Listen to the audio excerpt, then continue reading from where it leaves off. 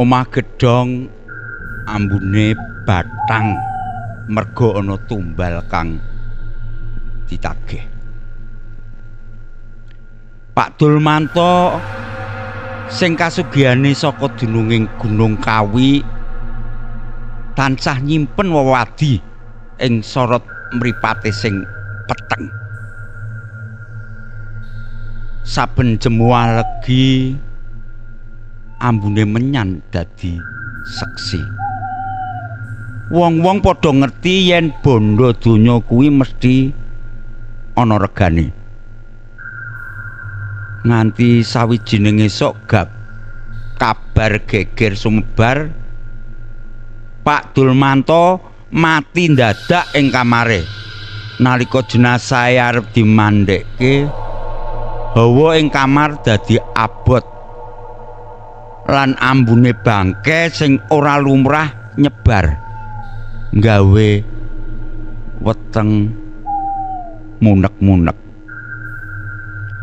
Lan sing paling medeni nalika kain mori dibuka kabeh sing ndeleng padha njeleh lan keplayu metu. Awake jebul ora lumrah kebak tatu sing bengkah ireng biru kaya-kaya dikeroki kuku dedemit sing gedhe, geteh kenthel ireng ketes tetep mili. Kuwi dudu lara biasa, iku mono paukuman. Apa sing didelok Dulmanto sadurunge mati? Lan sapa utawa apa sing wis njupuk balining janji pasugihan kuwi kanthi cara sing nggorok sukma? Rungokno wewadi lengkape ing wewadi pati jemuah legi.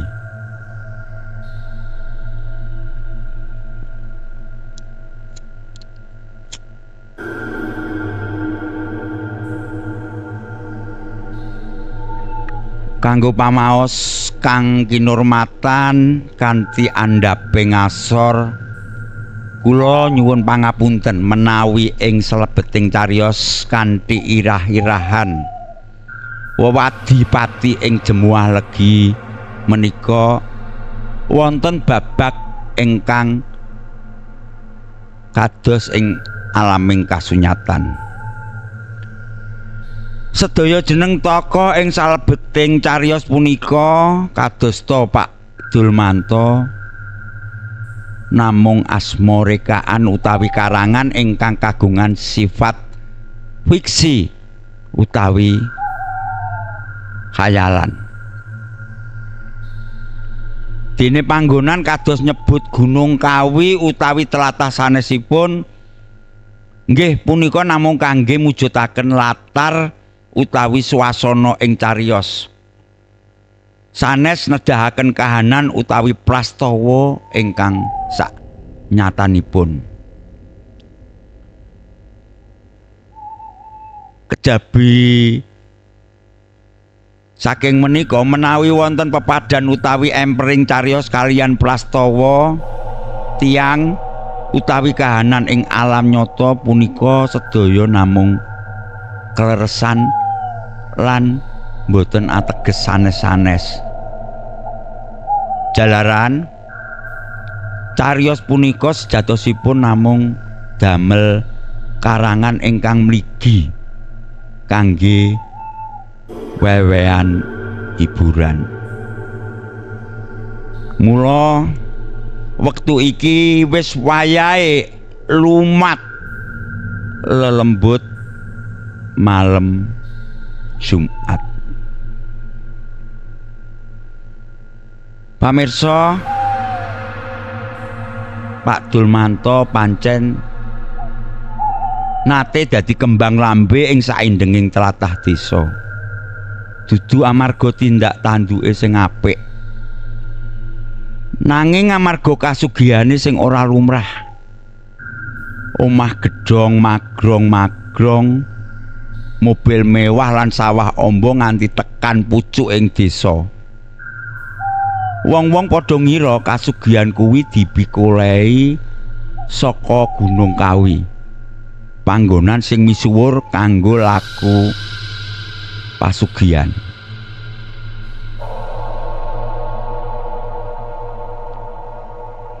Dulmanto pancen meneng wae, nanging sorot mripate kerep katon peteng, kaya nyimpen wawadi sing abot. Saben wengi jemuah legi, mesti dheweke lunga, mulih-mulih wis subuh, ambune menyan lan kembang pitung rupa isih nggandul ing sandangane.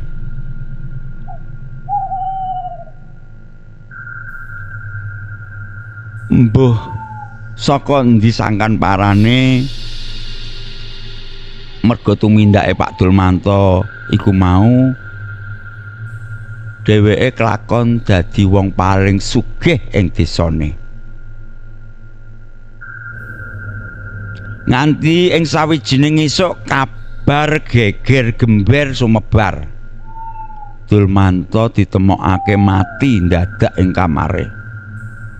Awake kaku, mripate melek ndelengi payon, ora ana siji-siji wong sing ngerti apa sebabe Dulmanto tekaning pati. Nalika para juru sungkawa arep ngedusi jenazah dumadakan, hawa ing kamar dadi abot lan adem nyelekit. Aduh, oh ambune Gusti. Salah sijining wong sing nyekel ember kembang nutupi irunge. Ambune batang, ambune bangke sing ora lumrah.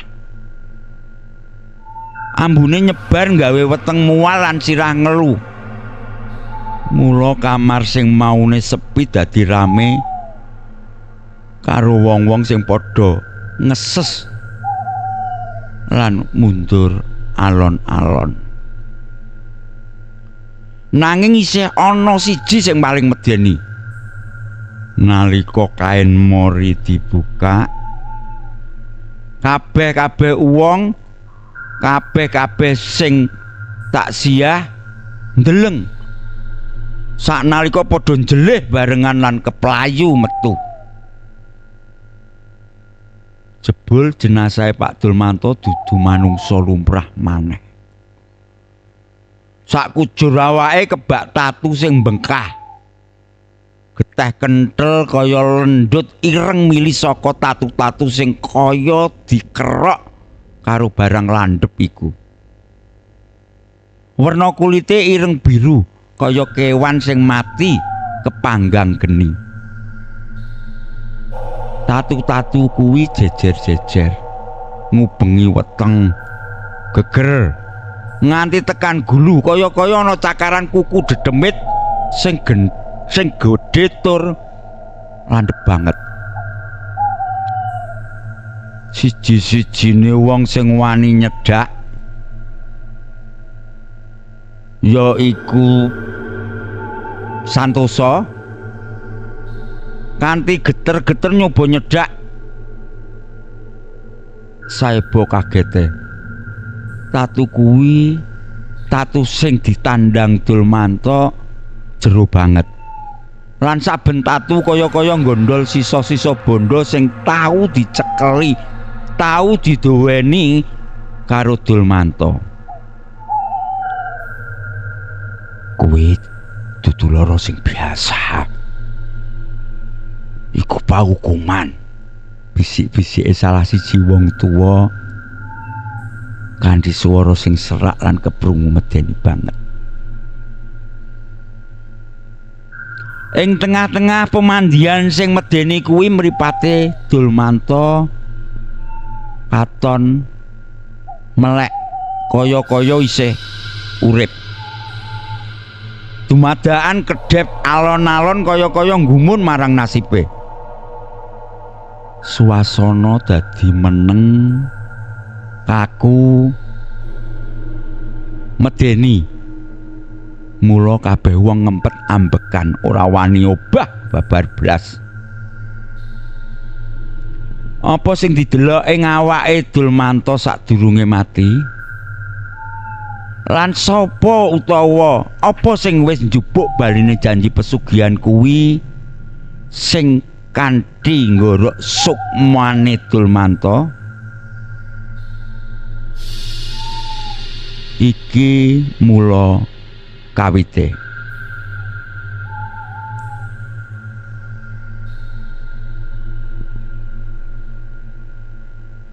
Wepadi-pati ing Jemualegi sing dialami Dulmanto wektu kuwi kawitane merga ora kuat urip mlarat. Ora kuat didaksi wong-wong sing uripe padha genah kecukupan. Dulmanto ing wektu kuwi sing wis omah-omah lan duwe anak loro, lanang wedok nekat laku sedeng, yaiku ngawula demit. Siji sing wis gilik dadi atine,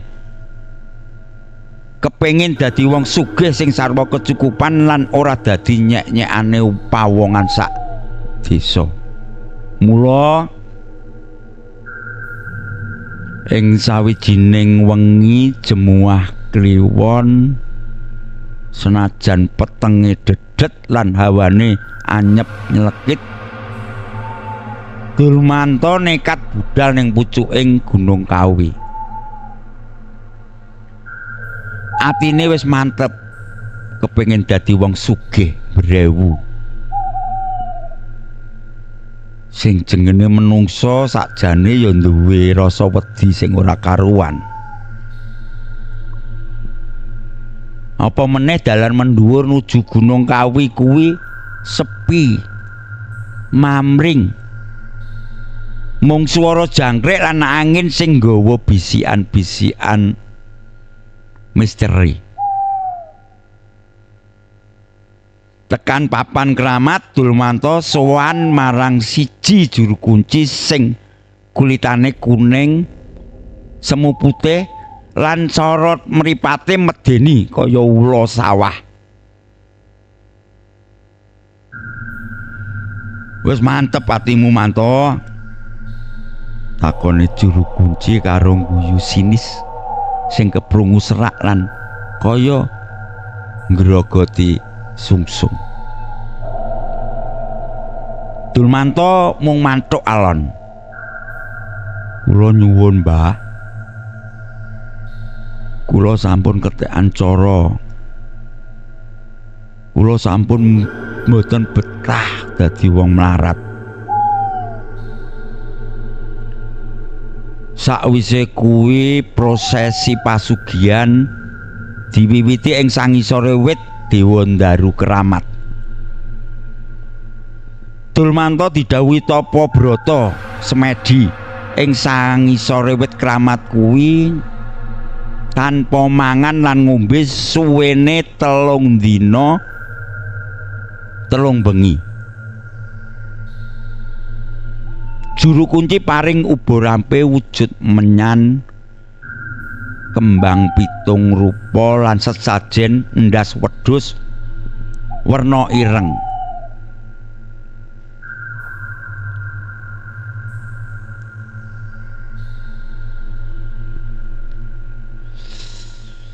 Ing tengah wengi iku nalika Dulmanto semedi, godha lan rencana wiwit teka. Swara-swara bisa ngamuk ing kupinge. Wewayangan ireng ngideri awake. Juru kunci ngomong, "Kowe kudu kuat iman. Aja obah. Aja melek senajan bathang anakmu nglempang ing ngarepmu." Puncake dedemit sing dadi jaga raga Gunung Kawi teka.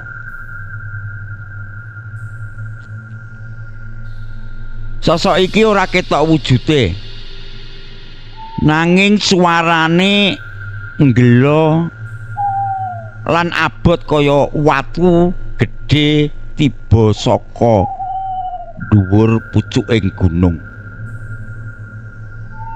Ing kene Dulmanto ngadegake awake lan sukmane kanggo bondo donya sing tanpa winates.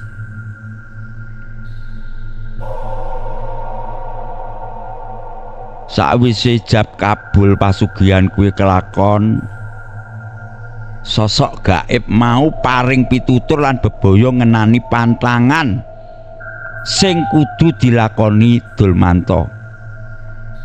Kaya ta saben sura utawa jemuah legi taunan Dulmanto wajib menehi tumbal utawa korban. Lumrahe getih kewan rupa ireng utawa sing paling abot yaiku nyawa saka keturunane dhewe, anak utawa putu. Tumbal iku mau dadi pajek utawa sewa pasugihane. Yen lali utawa salah, bayarane bakal ditagih kanthi cara sing luwih medeni. Kejaba kuwi kasugihan sing dintukke Dulmanto ora entuk dicritake marang sapa wae, senajan bojone dhewe. Yen nganti pocapane kladuk dedemit sing paring bondo bakal ngamuk lan njupuk baline kabeh bondo saknalika. Isih ana siji pantangan.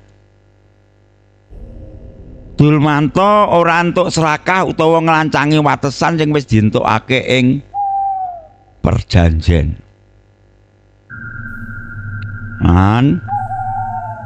Iki resiko sing paling gede.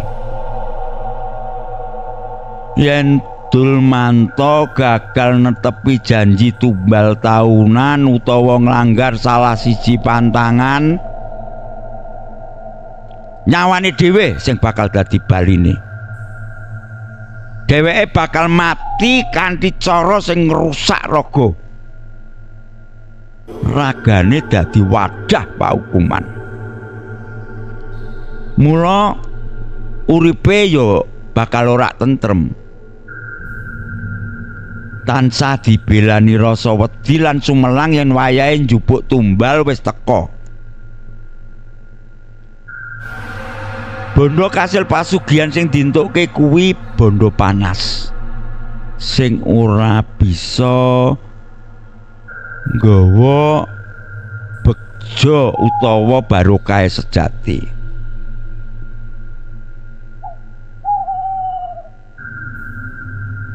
Sawise luar oleh tapa ora gancangan suwe,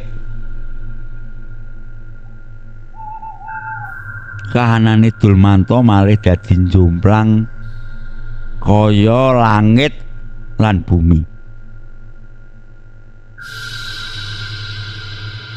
Dheweke sing biyen melarat saiki dadi wong sing paling sugih ing sak kampunge.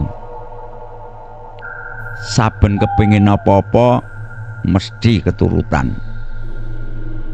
Omah cilik sing reyot kelakon disulap dadi omah gedhe magrong-magrong kan katon mentereng saka kadohan.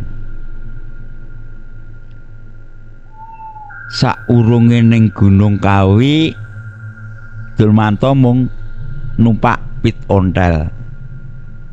Saiki jipe mobile anyar gres gonta-ganti, jejer-jejer ning garasi, malah kepara ora cukup jejer-jejer ing latar.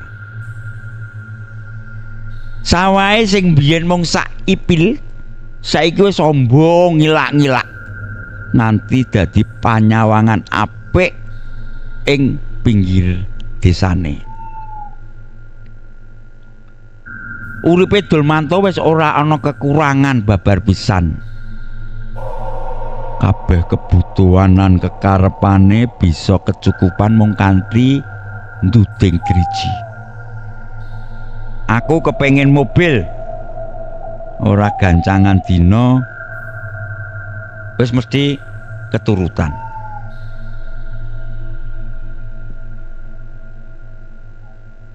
Merga owah-owahan sing 180 derajat iku nggawe wong sak kampung ndelok kanthi pandeleng sing beda-beda.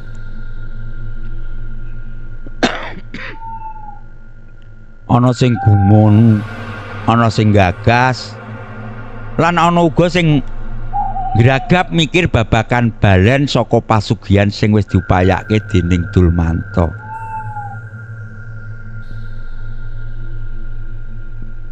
Nanging kasugihan sing mabyor iku mau jebul ana panalongso lan lakon ala sing kudu dialami lan dilakoni Dulmanto.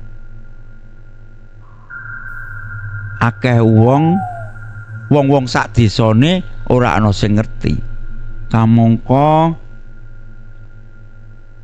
panalangsane Dulmanto bakal nyenyet bakal dhuwur nalika wayahe caos tumbal taunan pesugihan Kawi.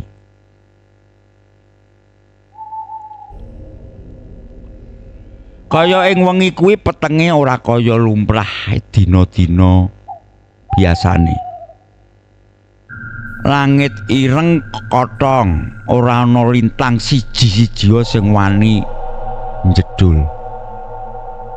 Dulmanto lungguh kedher ing pendopo omah gedhonge sing magrong-magrong kuwi. Atine tuwuh nelongso. Senajan bandane wis nggunung, jebul Dulmanto ngrasa atine tansah sepi lan dicekik rasa wedi.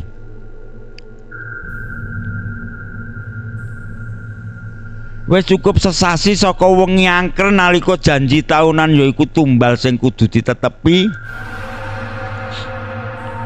Keringet gedhe mili saka bathuke Dulmanto. Dheweke gremeng marang awake dhewe.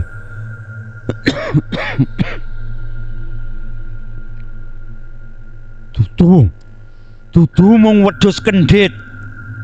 Kudu cukup taun iki, aja nganti dheweke njaluk sing luwih abot. Grenenge Dulmanto ing awake dhewe. Nanging bisikan sing adem kaya es lan landhep kaya silet mlebu ing kupinge. Bisikan kuwi mlebu ing kupinge Dulmanto. Wis suwe. Bondo sing tak wenehke wis luwih akeh tinimbang gedhe wedhus ireng. Kowe ngerti Manto? Wis wayahe tumbalmu sing asli kudu gedhe menungso saka turunanmu dhewe. Krungu bisikan kuwi tangane Dulmanto dumadakan gemeter. Dheweke nyawang fotone anak-anake sing mesem ing dhuwur lemari. Merga swara kuwi minangka pilihan kang nggorok atine. Mula luwih becik nyawa siji tinimbang kabeh bandane ilang lan nyawane dhewe sing direnggut kanthi cara sing medeni. Pungkasane Dulmanto njupuk wewadi sing ora ana wong ngerti siji-sijia. Dheweke lumaku menyang kamar cilik sing peteng ing paling mburi omah. Kamar iku sing ora tau dibuka senajan dening bojo lan anak-anake. Ing tengah kamar ana wadah wesi kanthi ukiran ula lan kala jengking uga kelabang. Isine ubo rampe sing wis cumepak, menyan kembang setaman sing wis alum, lan siji keris tuwa sing ujunge katon ireng amarga kerep kanggo ritual. Dulmanto banjur njupuk wedhus kendhit, yaiku wedhus ireng sing ana sabuk putih ing wetenge sing wis digedhekake kanggo tumbal. Wedhus kuwi banjur dibarengake ing tengahing wadah wesi ku mau. Kanthi kekuatan sing ora lumrah, Dulmanto njupuk keris lan nggorok gulune wedhus. Sur getih panas lan ireng nyembur netesi ing wadah wesi lan gawe swara kemresek ing menyan sing kobong.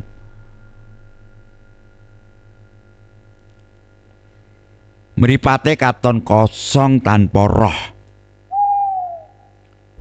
Dulmanto ngubahke lambene ngucapke mantra saka kitab tuwa sing kulite saka kulit kewan lan ambune kaya lemah. Duh, Eyang Sepuh, niki pajek kula. Kula aturaken getih lan roh suci saking kewan menika. Tulung kula, Eyang Sepuh. Kula nyuwun baline bondo ing setahun ngajeng. Sampun ngatos kula kelalen utawi kicalan janji. Wektu iku swasana dadi luwih abot meneh. Angin kang ora ketok jebul iso nggeblakno pintu kamar. Barengi kuwi ana siji sosok ireng dhuwur nggondo lambu wangi tanah teles lan busuk saka kuburan lawas. Mak jegagik ngadeg ing ngarepe Dulmanto. Sosok kuwi ora ngomong, mung ngetokake swara ngeses lan guyu sing keprungu kaya watu gesekan.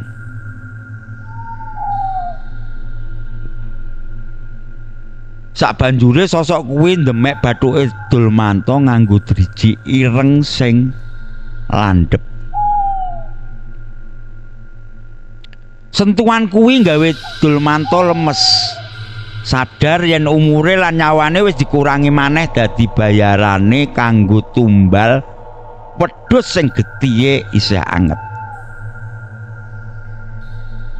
Sawise sosok kuwi ilang tanpa jejak, ambune getih lan menyan isih gandul suwe banget. Dulmanto banjur ngethok daging wedhus kuwi lan ngubur sisa-sisa balunge ing pojokan pelataran omah kanggo nandhani yen janji wis dituruti.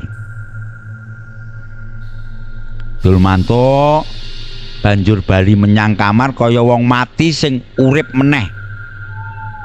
Kasugihane isih tetep ana nanging sukmane wis sithik meneh sing ora ilang ing wengi penagihan kuwi. Nganti ing titi wancine ing pungkasane laku sugih gedhe ing Dulmanto,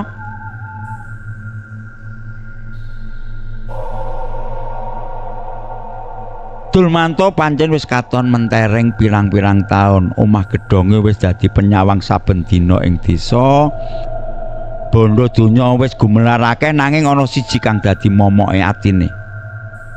Wayahe tumbal.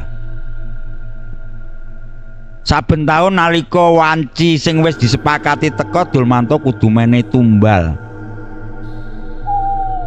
marang demit Gunung Kawi.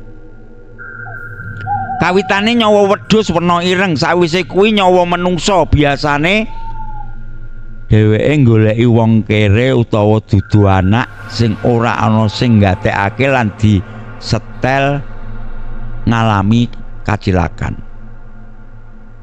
Pungkasane Dulmanto kangelan golek tumbal sing cocok.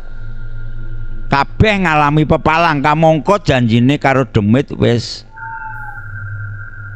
liwat wates. Ing sawijining wengi jemuah kliwon nalika Dulmanto lagi lungguhan santai ing ruang tengah omahe sing mewah, dumadakan hawa dadi nyekres lan peteng dedet.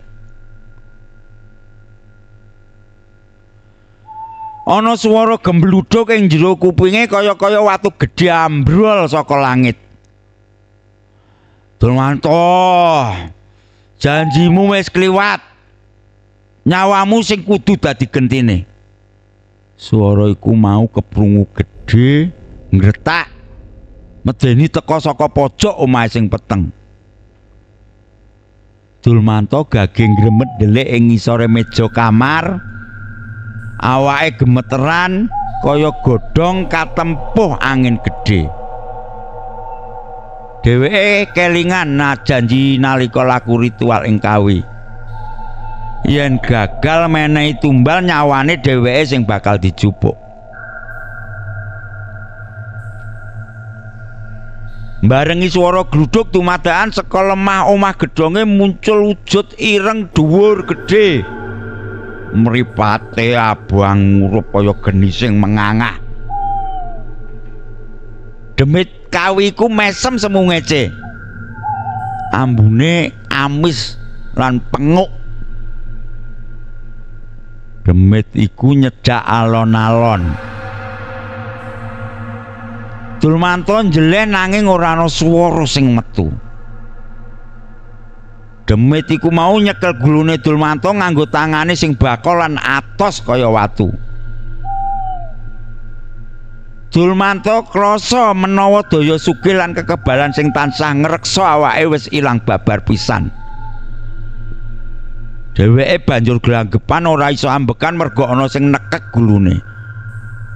Mripate meh metu nanging sing paling gegirisi yaiku ana getih sing metu saka lambene utawa irunge. Sing dirasake kaya-kaya ana swara sedotan banter utawa gembluduk.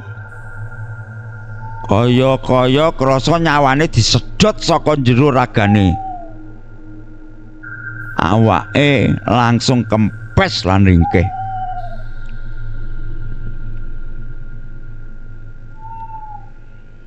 Esuke para pembantu ing omah gedhonge nemokake jenazah Dulmanto. Dheweke kejeladran ing lemah ngisor meja kamar. Kahanan layone katon ngenes. Awake kuru aking kaya balung dibuntel kulit. Kulite ireng klemis lan raine ngedap kaya-kaya kabeh sari keuripane wis direbut saka jero badane. Wong desa mau ngomong karo lirih. Iki balene wong ngawur utawa sembrono jupuk berkah tanpa ngeman tumbal. Mula kabeh bondo sing dikumpulake ilang ajine saknalika nyawa kudu dibayar kanggo pesugihan Gunung Kawi sing murka. Yah, Dulmanto seda kanthi cara kang ora wajar. Proses pemakamane Dulmanto wektu iku senajan isih esuk, hawane krasa sumuk lan abot. Kaya-kaya ana bab ala kang nunggoni.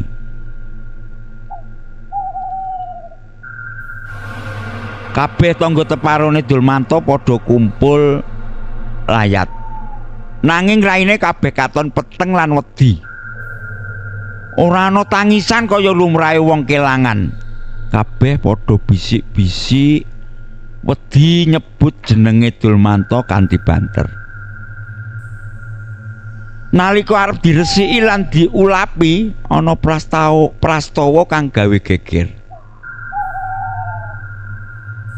Bapak-bapak sing kebagian ngedusi ragane Dulmanto ora kuat nyekel ragane. Jare ragane abot banget kaya watu.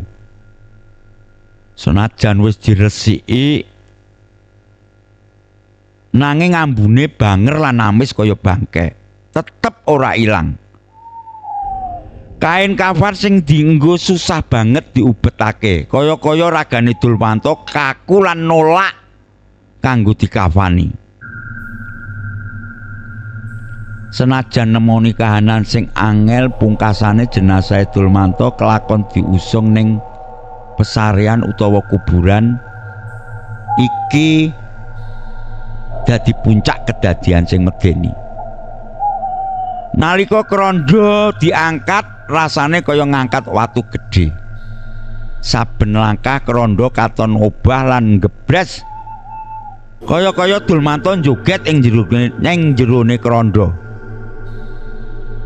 Senajan digawa dening wong 8 sing awake kuat nanging lakune tetep mbungkuk-mbungkuk lan kesandung-sandung.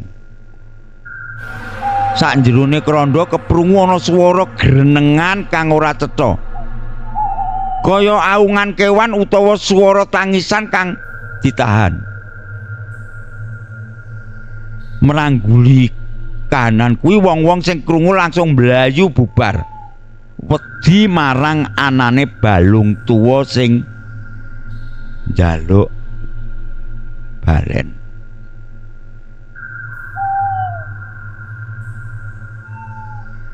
Bareng wis tekan kuburan, proses anggone nglebokake ragane Dulmanta menyang liyan lahat uga ora gampang. Wong-wong kan ngedonake kudu ngati-ngati banget amarga raga iku kaya melumpat-melumpat ing jero Kranda.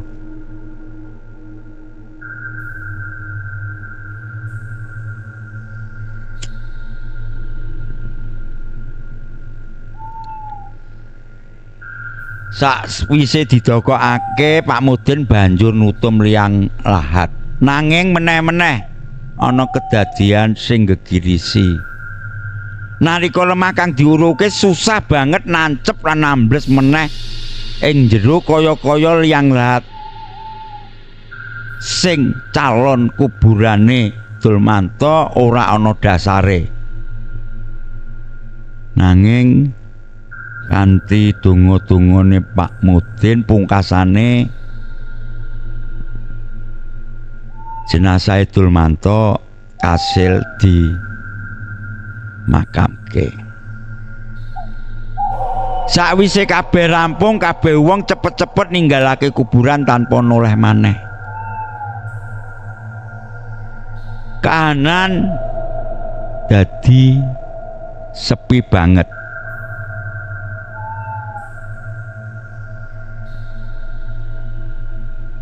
Mung karo wong sing ing tengah-tengahe padha mlayu kabeh. Kahanan dadi sepi banget mung kari gundukan lemah anyar kang katon ora rata lan miring. Kaya-kaya nuduhke yen Dulmanta ora tentrem ing alang kubur.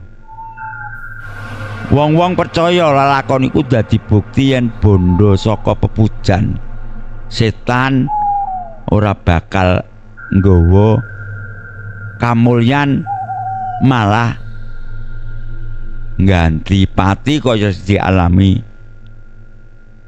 Dulmanta. Mekaten pamirsa menggah cariyos ingkang saged dados piwulang tumrap sedaya titah ing Mayapada menika. Saking lelampahipun paraga kala wau kita saged mendhet dudutan utawi kesimpulan ingkang gamblang.